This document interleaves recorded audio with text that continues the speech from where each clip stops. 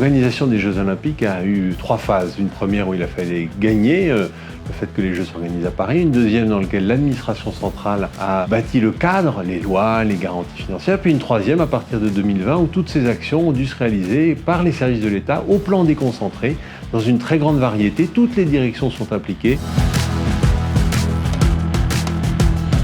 La préfecture d'Île-de-France et les directions régionales qui sont rattachées s'occupent en réalité de l'ensemble des questions d'organisation des Jeux Olympiques. Ça nécessite une mobilisation totale de tout le monde, une coordination, une comitologie pour qu'on s'organise, que chaque semaine on ait les réunions sur les différents dossiers, que ce soit pour la cérémonie d'ouverture, la sécurité privée, le plan baignade, les zones de célébration, bref, toutes les directions de l'État déconcentrées avec la PRIF sont à la manœuvre pour que nous soyons prêts pour le 26 juillet prochain, pour faire en sorte que la France montre au monde ce dont elle est capable, que notre culture, notre pays, notre histoire, notre ville de Paris rayonne pour que chacun se dise qu'il a envie de mieux connaître cette culture française et de revenir en France. J'organise cet événement hors du commun pour la première fois en dehors d'une enceinte sportive, dans sa composante fluviale, aussi bien le défilé des athlètes que le spectacle. Je suis amenée à regarder à la fois des aspects réglementaires, comment les bateaux vont naviguer, donc comment on va construire les fils de navigation. Je vais m'assurer évidemment que les conducteurs de cette parade sont en règle, qu'ils disposent des bons certificats. Je vais regarder si les pontons sont bien installés. Et évidemment, quand je dis moi, je dis les services de l'État. Pour préparer cette cérémonie d'ouverture, nous nous entraînons. La répétition est obligatoire pour s'assurer que non seulement le dispositif fonctionne, mais aussi que les gestes sont répétés. Quelque part, nous faisons nos gammes. Donc oui, nous répétons encore et encore, car c'est la meilleure façon de s'approprier l'événement pour être prêt le jour J à être à la hauteur d'un événement planétaire. Le plan baignade est prévu dans un premier temps pour la bonne tenue des épreuves des Jeux Olympiques et Paralympiques. Il y a ensuite le volet héritage pour des sites de baignade pérennes. C'est un plan qui a été mis en place depuis 2016-2017, qui est piloté par l'État, qui veille à coordonner plusieurs acteurs, qui représente un investissement massif de 1,4 milliard d'euros, avec une part de l'État de 700 millions d'euros. Il y a plusieurs actions qui ont été mises en œuvre, des usines de traitement des eaux à Valenton et Marne-Naval. Il y a la résorption des mauvais branchements. Il y a la création d'ouvrages comme des bassins d'orage pour permettre un meilleur traitement des eaux. Et enfin, raccorder les bateaux au réseau d'assainissement sur le bief parisien. Les tests ont été réalisés l'année dernière, certaines épreuves ont pu avoir lieu et donc nous avons déjà pu apprécier le caractère exceptionnel de ce cadre avec la Seine comme site de compétition, le pont Alexandre III qui est un pont magnifique et l'arrivée avec les Invalides en arrière-plan.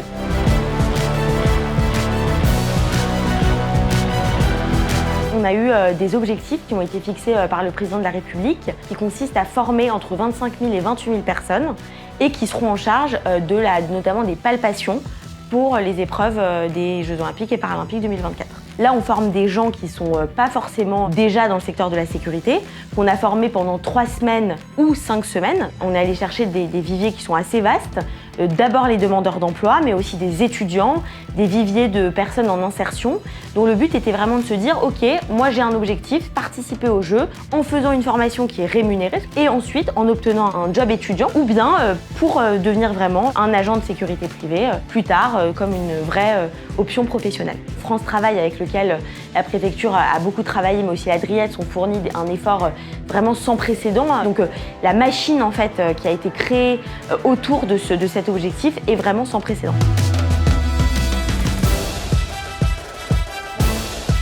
La mobilisation populaire, c'est quoi? C'est permettre à l'ensemble de la population de pouvoir prendre part aux Jeux Olympiques et aux Jeux Paralympiques. En amont des Jeux, il y a énormément d'animations qui ont été mises en place sur l'ensemble du territoire francilien. Tout d'abord, il y a ce qu'on appelle les centres de préparation aux Jeux, autour desquels nous avons proposé un certain nombre d'animations culturelles, sportives, également agro-gastronomiques. Les zones de célébration sont des clubs labellisés Paris 2024 qui auront pour objectif de retransmettre les épreuves en direct. Et autour de cette retransmission, il y aura un certain nombre d'animations sportives et culturelles qui seront proposées. L'objectif, c'est de pouvoir faire vraiment vivre au plus près les Jeux pour les personnes qui n'auraient pas forcément la possibilité ou l'envie d'aller directement dans les stades et les enceintes sportives. La billetterie populaire, le programme Tous aux Jeux, qui est porté par les services de l'État, c'est un programme à 400 000 billets qui a pour objectif de permettre au plus grand nombre de vivre ces Jeux, cette fois-ci vraiment en présentiel, dans les enceintes sportives. Mon objectif est de donner une idée non fâcheuse à nos futurs invités de l'organisation que nous avons mis en place pour les Jeux Olympiques d'été à Paris. Et ça tient en deux mots. À la fois, nous avons anticipé, minutieusement préparé, et ce depuis de longues dates. L'objectif est à la fois d'anticiper et alerter des éventuelles difficultés que nous pourrions rencontrer. Anticiper notamment un certain nombre de procédures administratives, s'assurer par exemple que les homologations des enceintes sportives se présentent bien dans chacun des départements qui sont considérés par des sites d'épreuve, ou encore que l'installation provisoire d'un certain nombre d'infrastructures au regard du Code de l'environnement ne pose pas de difficulté, ou encore le suivi tout simplement de l'avancement des ouvrages olympiques qui seront lieu de compétition ou lieu d'entraînement. Et n'en déplaise aux chafouins, et notamment ceux qui par principe considèrent que les Jeux ne sont pas à promouvoir, oui, nous sommes prêts et nous réussirons certainement une très très grande Olympiade. Ce rapport aussi de collaboration entre le public et le privé autour d'un projet, c'est vraiment quelque chose qui est à la fois inédit et en même temps fascinant à voir. Avec cette équipe qui travaille sous la Verrière depuis maintenant un an, où nous avons vécu de très bons moments de travail. Ce qui est très fort, c'est la forte mobilisation entre les collectivités, les services de l'État, les acteurs associatifs et la société civile. Je crois que c'est quelque chose d'assez hors norme et incroyable comme le sont ces Jeux. Des milliers de personnes travaillent aujourd'hui pour la préparation de ces Jeux, et je pense qu'ils peuvent être tous collectivement très fiers de ce qu'ils font. Je crois que cette cérémonie d'ouverture, elle sera possible parce qu'elle aura été la combinaison de force, de talent. La cérémonie d'ouverture va être un moment extraordinaire dans ces Jeux Olympiques, et que par ailleurs, le fait d'avoir dépollué la Seine et de pouvoir s'y baigner restera dans l'héritage des Jeux Olympiques le fait le plus marquant.